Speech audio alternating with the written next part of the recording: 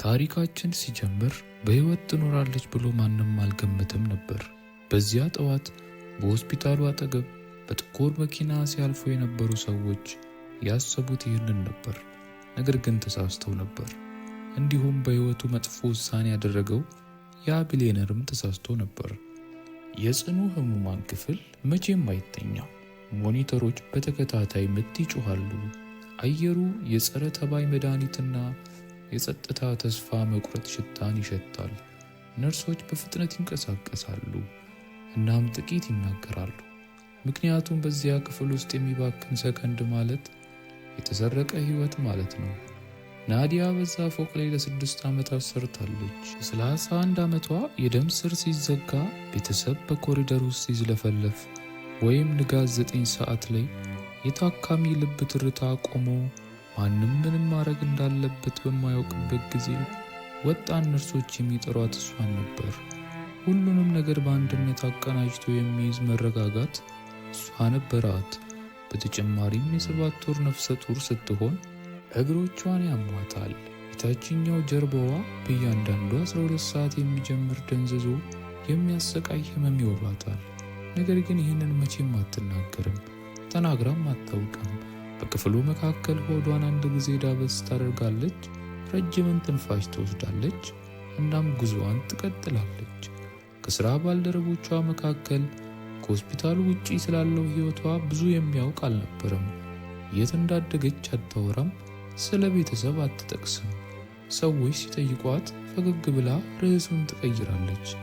ማንም አያውቅም ነበር፣ ማንም እንዲያውቅ አልታሰበም ነበር። በክፍል 6 ውስጥ የደም ስር መርፌ የምታስተካክለው ጸጥተኛ ነርስ የዴቭሊን ግሮስ የእንጀራ እህት መሆኗን ማንም አላወቀም።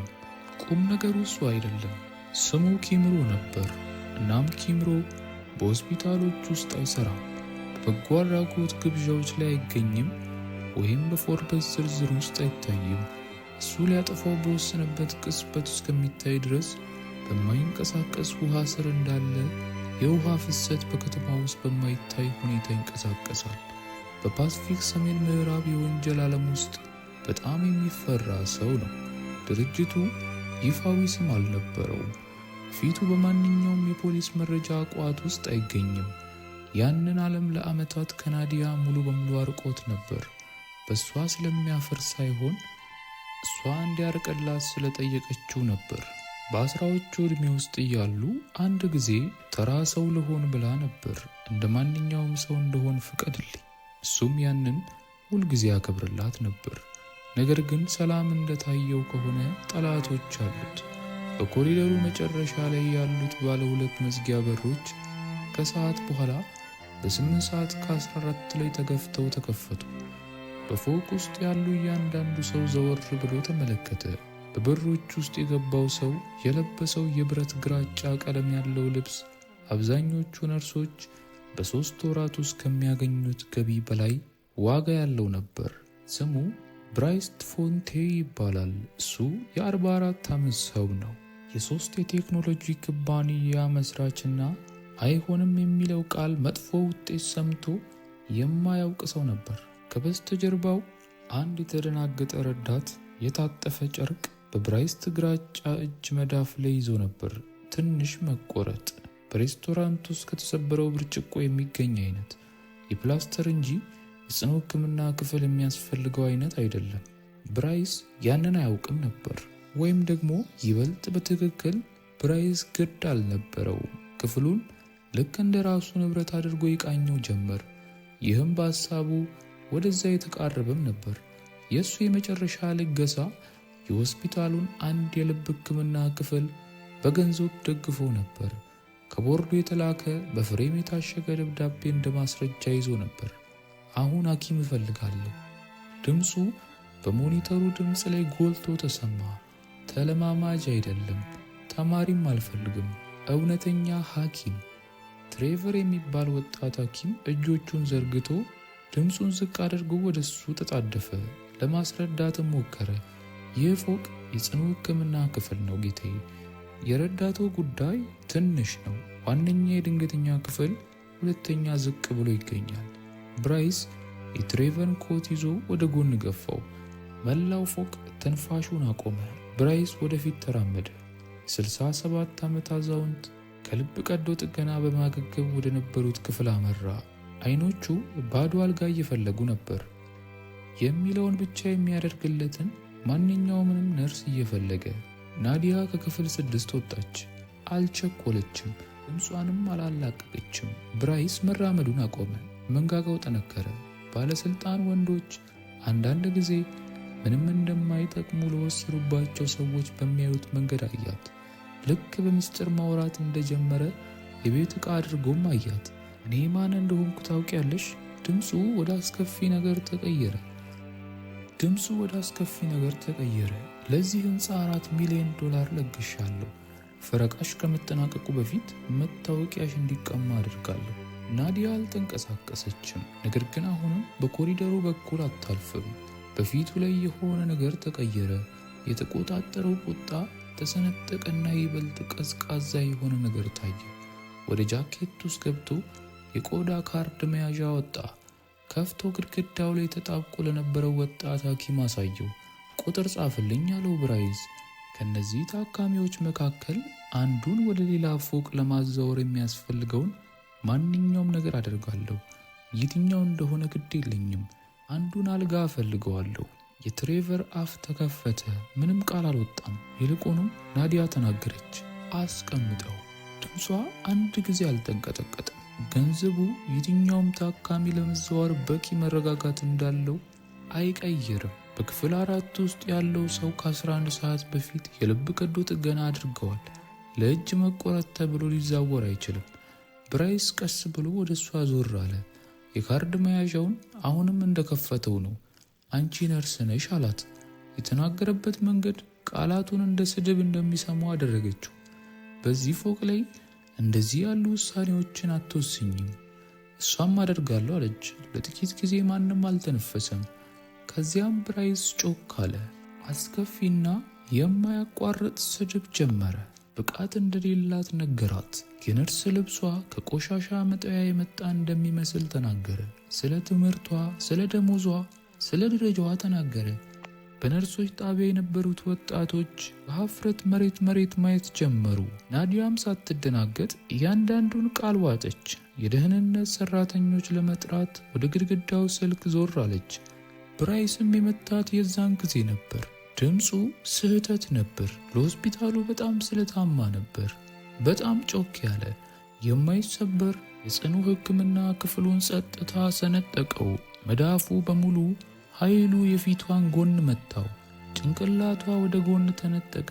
በእጇ የነበረው ማህደር ወድቆ ወለሉን መታው። ወደ ኋላ ተደናቀፈች። አንደኛው ትከሻዋ የነርሶች ጣቢያ ጠረጴዛ ጥርስ ላይ አረፈ እና እጆቿ በደመነፍስ ወደ ሆዷ ተወረወሩ። ሁለቱም እጆቿ ሆዷን ከበው ጠበቁ። አልወደቀችም። ነገር ግን አይኖቿ ለአንድ ሰከንድ ተዘጉ። ያ ሰከንድ ሁሉንም ነገር ተናገረ። ፎቁ ጸጥ አለ። ዝምታ ብቻ ሳይሆን የማይመለስ ነገር ሲከሰት የሚመጣ አይነት ጸጥታ። ፕሪስ የምትባል ወጣት ነርስ በቆመችበት ደንዝዛ ቀረች። ሁለቱም እጆቿ አፏ ላይ ጫነችው። በአሳንሰሩ አቅራቢያ የነበረው የጥበቃ ሰራተኛ እጁን በራዲዮ ላይ ቢያደርግም አልተንቀሳቀሰም ነበር። ማንም አልተንቀሳቀሰም። ልክ ኦክሲጅኑ ከህንፃው ውስጥ እንደተመጠጠ ያህል ነበር። ብራይስ የጃኬቱን እጅግ ያስተካከለ። ምናልባት አሁን ነገሮች እንዴት እንደሚሰሩ ገብቶሻልም አለኝ። በኮሪደሩ መጨረሻ ላይ ካለው መውጫ ደረጃ አጠገብ ጥቁር ኮት የለበሰ ረጅም ሰው እጆቹን በኪስ ውስጥ አድርጎ ቆሞ ነበር። በሮቹ ከተከፈቱበት ጊዜ ጀምሮ አልተንቀሳቀሰም ነበር። ሁሉም ነገርን ተመልክቷል። ግፊቱን፣ ዛቻውን፣ ጥፊውን፣ የናዲያ እጆች ወደ ሆዷ የሄዱበትን መንገድ። በአንገቱ ግራ በኩል ትንሽ ንቅሳት ነበረው። በከፊል የተከፈተ ወደፊት የሚመለከትበት የተኩላ አይን። መሳሪያን ግን አላወጣም። ድምፁንም ከፍ አላደረገም። ስልኩን አውጥቶ 4 ቃላትን ጻፈ። ከዚያም በጎኑ በር በኩል ወጣ። ዶክተር ሆትን ከ60 ሰከንድ በኋላ ደረሰ። እሱ የሕክምና ዋና ዳይሬክተር ነበር። የ62 ዓመት አዛውንት፣ የብር ቀለም ጸጉር ያለው፣ በአሰቃቂ ሁኔታዎች ውስጥ የመረጋጋት ዝና ያለው። ወደ ውስጥ ገባ። ሁኔታውን ተመለከተ። ናዲያ አሁንም በጠረጴዛው ላይ ተደግፋ ራሷን እያረጋጋች ነው። ብራይስ እጆቹን አጣምሮ ቆሟል። እናም ከ3 ሰከንድ ባነሰ ጊዜ ውስጥ ውሳኔዎችን አሳለፈ። የተሳሳተ ምርጫን መረጠ። አቶ ፎንቴ። ዶክተር ሆል እጁን ዘርግቶ ድምፁን አለስልሶ ወደ ብራይስ ተጠጋ። ለዚህ በጣም አዝናለሁ። ወዲያውኑ እንክብካቤ እንዲደረግሎት እናደርጋለን። ናዲያ ፈጠጠችበት። እሱ ግን አልተመለከታትም አንዴም እንኳን። ብራይስ ትከሻውን ሰበሰበ። ነርስሽ ጠባብ ነበረች እና የታካሚ እንክብካቤን አግታለች። ራሴን ተከላክያለሁ። ዶክተር ሆል ልክ ተራ የአየር ሁኔታ ዘገባ እንደሚሰማ ራሱን እየነቀነቀ ካሜራዎቹን አላረጋገጠም። ለተፈጠረው ነገርም ምስክሮች አልጠየቀም። በ10 ጫማ ርቀት ላይ ባለች ነፍሰ ጡር ሴት ፊት ለፊት እየተስፋፋ ያለውን ቀይ ምልክት አልተመለከተም። ወደ ናዲያ ዘወር አለና ድምፁ ቀዘቀዘ። ከስራ ላሰናብትሽ ተገድጃለሁ። እባክሽ መታወቂያሽን አስረክቢና ቁምሳጥንሽን አጽጂ። ድንጋጤ የተሰማው ከደረቷ አጥንት ጀርባ ነበር፣ ቃላቱ አይደሉም። ሆልት በበሩ በኩል ሲገባና በመጀመሪያ እሷን ሳይጠይቃት ሲቀር ቃላቱ በከፊል ጠብቃ ነበር። ጥፊውን የተመለከቱት ምስክሮች፣ ነርሶች፣ ዶክተሮችና የጥበቃ ሰራተኞች ነበሩ። ብራይስ ፎንቴን ነፍሰ ጡር ሴትን በጥፊ ሲመታ አይተው አሁንም ጫማዎችን እያዩ የነበሩት እነሱ ነበሩ። 2 የጥበቃ ሰራተኞች ወደ ውጭ ያስወጧት። በኃይል ሳይሆን ድርጊቱን ይፋዊ እንዲመስል በታዘዙበት መሰረት በቁርጠኝነት ነበር። መታወቂያዋን አስረከበች። ቁምሳጥኗን ዕቃዎች በወረቀት ከረጢት ውስጥ ከተተች። ተንከባክባቸው በነበሩ ታካሚዎች አጠገብ በመቶች የሚቆጠሩ ምሳዎች በበላችበት የእረፍት ክፍል አጠገብና ምንም ቤተሰብ ስላልመጣ አንድ ሰው ሲሞት እጁን ይዛ በቆየችበት ክፍል አጠገብ ባለው ረጅም ዋና ኮሪደር ተራመደችና ወጣች። የፊተኛውን በሮች ተከፈቱ። ቀዝቃዛ አየር ፊቷን መታት። ዝናብ እየዘነበ ነበር። ጥበት በሆነው የእግረኛ መንገድ ላይ ቆማ ስልኳን አወጣች። ቀድሞውኑ ከአንድ የሕግ ድርጅት ኢሜል ደርሷት ነበር። ብራይስ ፎንቴን ለደረሰበት የሥነ ልቦና ጭንቀትና ለሙያዊ ጣልቃ ገብነት እየከሰሳት ነበር። 2 ጊዜ አነበበችው። ከዚያም መራመዷን ቀጠለች። በማግስት ጠዋት የሸቀጣሸቀጥ መደብር ውስጥ ካርዱ አልሰራ አለ። ሂሳቦቿ ታግደዋል። የብራይስ የሕግ ቡድን በፍጥነት ተንቀሳቅሶም ነበር። ወደ ቤት ስትደርስ የመልቀቂያ ማስታወቂያ በበሯ ላይ ተለጥፎ ነበር። በጨለማው አፓርታማ ውስጥ ተቀመጠችና 2ቱን እጆቿን ሆዷ ላይ አድርጋ መንቀጥቀጡ እስኪቆም ድረስ በቀጥታ ተነፈሰች። የድሮ ሕይወቷ የተወችውን ንጹሕ የሆነ ነገር በጥረቷ ያገኘችውና የራሷ ብቻ የሆነን ነገር ስለፈለገች ነበር። ለ6 ዓመታት ያክል በየፈረቃና በየታካሚ ገብታ ነበር። አሁን ግን ከሰዓት በኋላ ጠፋ። ያን እውነታ ለረጅም ጊዜ አሰላሰለች። ከዚያም ቆመች። ወደ መኝታ ቤቷ ቁም ሳጥን ሄደች። ሳጥኖቹን ክምር አንቀሳቀሰችና ከበስተጀርባው የእሳት መከላከያ ሳጥንን አገኘች። በውስጡ ለጥንቃቄ ሲባል በዓመት 1 ጊዜ የምታስከፍለው ስልክ ነበር። ያለ ጥንቃቄ ሲባል የተባለው ጊዜ ደረሰ። ከ10 ዓመት በፊት በቃሏ የያዘችውን ቁጥር ላይ ደወለች። ሃይሞ በመጀመሪያው ጥሪ መለሰ። እሱ ቀድሞውኑ ያውቅ ነበር። በኮሪደር ውስጥ ነበረ። ጥፊውን በቅጽበት አይቶታል። እጆቿ ወደ ሆዷ ሲሄዱም ተመልክቷል። የሕክምና ዋና ዳይሬክተሩ ከምርጥ ነርሱ ይልቅ ለጋሹን ሲመርጥ አይቷል። በጎን በር በኩል የወጣው ግድ ስለሌለው ሳይሆን ናዲያ ከዓመታት በፊት እሷ እስካልጠየቀችው ድረስ ምንም እርምጃ እንዳይወስድ አላስገብተው ስለነበረ ነው። ላለፉት 22 ሰዓት ሲጠብቃት ቆይቷል። ድምጿ በስልኩ ጸጥ ብሎና በመጨረሻም ተሰብሮ ሲሰማ አይኖቹን ጨፈነ። እርዳታ እፈልጋለሁ አለችው። ያ ብቻ ነበር። ሌላ ምንም ማለት አያስፈልግሽም አለ ካይ። ድምፁ ከመቼውም ጊዜ በላይ የረጋ ነበረ። ሂጂና ተኚ፣ እኔ እጨርሰዋለሁ ስልኩን በከፍተኛ ፎቅ ቢሮ ውስጥ ባለው የመስታወት ጠረጴዛ ላይ አስቀመጠው። በታች ያሉትን የከተማ መብራቶች እየተመለከተ 4 ጥሪዎችን አደረገ። በጠዋት የብራይስ ፎንቴን ችግር ቀድሞውኑ ጀምሮ ነበር። ብራይስ ይሄን ያወቀው በእራት ሰዓቱ ላይ ነበር። ዳርክውድ በሚባል የግል ክለብ ውስጥ ነበረ። የቆዳ ወንበሮች፣ በምናሌ ላይ ዋጋ የሌለባቸው አይነት ቦታዎች። የተከፈለች ነፍሰ ጡር ከህንፃው እንዲወጣ መደረጉን ለማክበር በጣም ውድ የሆነ 2 ጠርሙሶች መጠጦችን አዞ ነበር። በዚያው ህንፃ ውስጥ እሱ ይቅርታ ሊጠይቅበት ይገባ ነበር ተብሎ በታሰበው ካርዱንም ሊከፍል ሲያስቀምጠው አስተናጋጁ ከ2 ደቂቃ በኋላ ሌላ ቦታ መስራት የሚመኝ ሰው በሚመስል እይታ ተመለሰ። ተቀባይነት አላገኘም ይሄ ካርድ። ብራይስ ካርዱን ነጥቆም ወሰደ። ወደ ባንክ ሰራተኞቹ ደወለ። ቀድሞውኑ ስልኩ 6 የመለጡት ጥሪዎች ነበሩ። ኩባንያው አክሲዮን ባለፉት 3 ዓመታት ውስጥ በ19% ቀንሶ ነበር። ከባህር ማዶ ያሉት 3 የባንክ ሂሳቦች በተለይ ለሚስጥራዊነት ተመርጠው የነበሩ ባዶ ነበሩ። ገንዘቡን አውጥቶ ሳይሆን ልክ ገንዘቡ እዚያ ኖሮ እንደማያውቅ ሁሉ ባዶ ነበር። እዚያም የደህንነት ኃላፊው የጽሑፍን መልእክት ደረሰው። ብራይስ ሰውየው መልእክቱን ሲያነብ ተመለከተ። ደሙ ከፊቱ ላይ ሲሸሽም አየ። ስልኩን ኪሱ ውስጥ ከቶ ተነስቶ ምንም ቃል ሳይናገር ከክለቡ ሲወጣም ተመለከተው። ብራይስ ያልተነኩ 2 ጠርሙሶች ወይኖች ባሉበት ጠረጴዛ ላይ ብቻውን ተቀመጠ። ለነሱም የሚከፍልበት መንገድ አልነበረውም። ሌሊቱን ሙሉ ሁኔታውን ለማስተካከል የሚችሉ ሰዎችን ለመቅጠር ሲሞክር አደረ። ስሞች ነበሩት፣ አደገኛ ስሞች፣ ለአስፈላጊ ሰዎች የማይመቹ ሁኔታዎችን የሚፈጥሩ ወንዶች። መጀመሪያውን ሰው በእኩለ ሌሊት በመኪና ማቆሚያ ጋራዥ ውስጥ አገኘ። የአደጋ ጊዜ ጥሪ ገንዘብ የያዘ ቦርሳ መኪናው ጀርባ ላይ አስቀመጠና ወደ ቤት ሲመለስ በፖስታ ሳጥን ውስጥ ያገኘውን አሳየው። በጥቁር ፖስታ ውስጥ ሆኖ በደማቅ ቀይ ስም የታሸገ የተኩላ አይን ምስል ያለበት።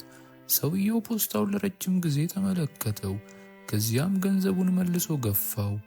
መኪናው ውስጥ ገባና ሄደ። ሁለተኛው ሰው መቀመጥ እንኳን አልፈለገም። ማህተሙን አየና ብራይስ ንግግሩን ሳይጨርስ ራሱን ነቀነቀ። ሶስተኛው በጣም የተሰበረ አፍንጫ ያለውና ማንም የማይነካቸውን ጉዳዮች በመውሰድ የሚታወቅ ማህተሙን ተመለከተ። ብራይስ ተመለከተ። በቀስታ እንዲህ አለ፣ መነካት የማይገባውን ሰው ነክተሃል። በዚህ ከተማ ውስጥ ይህንን ስራ የሚቀበል ማንም የለም፣ ለማንኛውም የገንዘብ መጠን ቢሆን። ብራይስም ለምን ብሎ ጠየቀ። ሰውየውም በንቀት በሐዘን መካከል ባለ እይታም ተመለከተው። ምክንያቱም ያንን ፖስታ የላከው አካል ድርድር አያውቅም። እሱ ሰብስቦ ብቻ ነው የሚሄደው። ብራይስ ከሌሊቱ 8 ሰዓት ላይ ወደ ግል የአውሮፕላን ማረፊያ ነዳ። ጄት ነበረው፣ ጥሬ ገንዘብም ነበረው፣ እቅድም ነበረው። ከሀገር መውጣት፣ ወንጀለኛ አሳልፎ የማይሰጥበት ቦታ መድረስና ከዚያም እንደገና መገንባት። ወደ ደረጃዎቹ 50 ጫማ ሲቀረው የመኪናው የፊት መብራቶች በሩበት። 3 ጥቁር መኪኖች ለሰዓታት እዚያ የቆዩ ይመስል ከአውሮፕላን ማረፊያው አስፋልት ጨለማ ዳርቻ ብቅ አሉ። 6 ሰዎችም ወጡ። የሚታይ መሳሪያም አልነበረም፣ ድምፅም አላነሱም። ዝም ብለው እጆቹን ያዙት። ራሱ ላይ ከረጢት አጠለቁበትና ይዘውት ሄዱ። ከረጢቱን ሲያነሱለት ብራይስ በቀዝቃዛ የእብነበረድ ወለል ላይ ተንበርክኮም ነበር። ክፍሉ በጣም ግዙፍና ሙሉ በሙሉ ጨለማ ነበረ፣ ከአንድ ረጅም ጠረጴዛ ጫፍ ላይ ካለው መብራት በስተቀር። እዚያም አንድ ሲኒ ሻይ ይዞ ሙሉ በሙሉ የመረጋጋት ስሜት እየታየበት የተቀመጠው በሆስፒታሉ ኮሪደር ውስጥ የነበረው ሰው ነበረ። የተኩላ አይን ንቅሳት በአንገቱ ላይ በግልጽ ይታያል። ካይ ሲኒውን አስቀመጠና ብራይስ ፎንቴንን ተመለከተው። አንድ ሰው ቀድሞውኑ ሊፈታው ችግር በሚሰጠው አይነት እይታ የብራይስ የተፈጥሮ ባህሪ ወደ ጥቃት ተመለሰ። ይህ እሱ ኖሮት የሚያውቀው ብቸኛ መሳሪያም ነበረ። ከፌዴራል ደረጃ ግንኙነቶች አሉኝ አለ ብራይስ፣ ድምፁ በትንሹ እየተቆራረጠ። ከማን ጋር እየተጋፈጥክ እንደሆነ አታውቅም። ካይ በጠረጴዛው ላይ አንድ ታብሌትን አንሸራተተ። ታብሌቱ በቀጥታ የብራይስ ጉልበቶች ፊት ለፊት ቆሙ። በስክሪኑ ላይ የጽኑ ሕክምና ክፍል የደህንነት ካሜራዎች ምስል ይታያሉ። በከፍተኛ ጥራትና ሰዓቱ ተመዝግቦበታል። ሁሉንም ነገር ያሳያል። ግፊቱን፣ ጩኸቱንና ጥፊውን። የናዲያ እጆች ወደ ሆዷም ሲሄዱ፣ የጥበቃ ሰራተኞቹ እሷን ወደ ውጪ ሲያስወጧት፣ ዶክተር ሆልት ልክ የምስራች እንደሚነግረው ሰው ራሱን ሲነቀንቅ ብራይስም አተኩሮ ተመለከተ። ካይም ለረጅም ጊዜ ምንም አልተናገረም። ከዚያም እሷ ብቻዋን እንደሆነች አስበ ነበር አለው። ድምፁ በጣም ዝቅተኛ ስለነበር ብራይስ ለመስማት ጆሮውን ማስጠጋት ነበረበት። ማንም የሚመጣላት እንዳልነበር አስበ ነበር። በትንሹ ወደፊቱ ዘንበል አለ።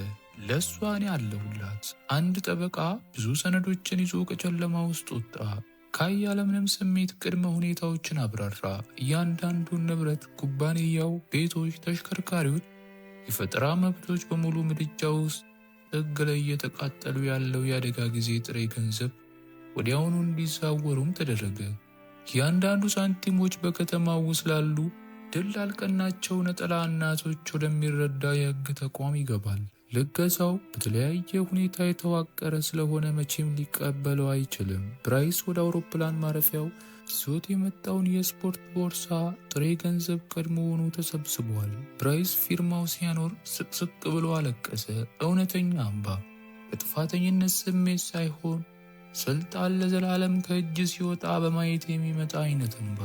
ሲጨርስ ሰዎቹ እንደገና ከረጢቱን ራሱ ላይ አጠለቁበት። 20 ደቂቃዎች ያህል ነዱ። ከመኪናው ሲገፉት እርጥብ አስፓልት ላይ አረፈ እና ከመቆም በፊት 2 ጊዜ ተንከባለለ። ከረጢቱን ከራሱ ላይ ቀደደው። ቀና ብሎም ሲመለከት የሆስፒታሉ የድንገተኛ አደጋ መግቢያ ምልክቶች፣ ያ ሕንፃ። ናዲያ በዝናብ ውስጥ ቆማ የዕቃዎቿና የወረቀቷን ከረጢት ይዛ ከምትወደው ብቸኛ ስራዋ ተባራ በነበረችበት የመኪና ማቆሚያ ቦታ ላይ ነበረ። ብራይስ ፎንቴን ከለበሰው ልብስ በቀር ምንም ሳይኖረው በዝናብ ውስጥ ተቀመጠ። ከዚያም የፖሊስ መኪናዎች መጡ። ምክንያቱም በዚህ ሳምንት ውስጥ በየመንገዱ ሲተኙ ካይ የብራይስን የፋይናንስ ማጭበርበር መዝገቦች ለ3 ለተለያዩ የፌዴራል ተቋማት ልኮ ነበር። የታክሲ ስወራ፣ የገንዘብ ምዝበራ፣ የሽቦ ማጭበርበር። የ10 ዓመታት መረጃዎች በትክክል ተመዝግበዋል። በማይታወቅ አካልም ተልከዋል። መኮንኖች ወጡ። ብራይስ አልሮጠም። የሚሄድበትም ቦታ አልነበረው። የጠዋቱ ፀሐይ በ7ኛው ፎቅ ላይ ባለው የግል ክፍል ትላልቅ መስኮቶች በኩል ገባ። ክፍሉ ሞቃታማና ጸጥ ያለ ነበር። በመስኮት ጠርዝ ላይ አበቦች፣ ለስላሳ ብርሃኖችና አዲስ የተወለደ ሕፃን የመተንፈስ ድምፅ። ናዲያ ሴት ልጇን ደረቷ ላይ አቅፋ በመስኮት በኩል ከተማዋን እየተመለከተች፣ ልጇ የአያቷ አይነት አፍንጫ፣ ጥቁር ፀጉርና መምጣቷን ለመላው ፎቅ ያበሰረ ሳምባ ነበራት። ናዲያ ልጇን ስትመለከት በኮሪደር ውስጥ የወለል ሞልወያ ባልዲ ድምፅን ሰማች። በተከፈተ በር በኩል ቀና ብላም አየች።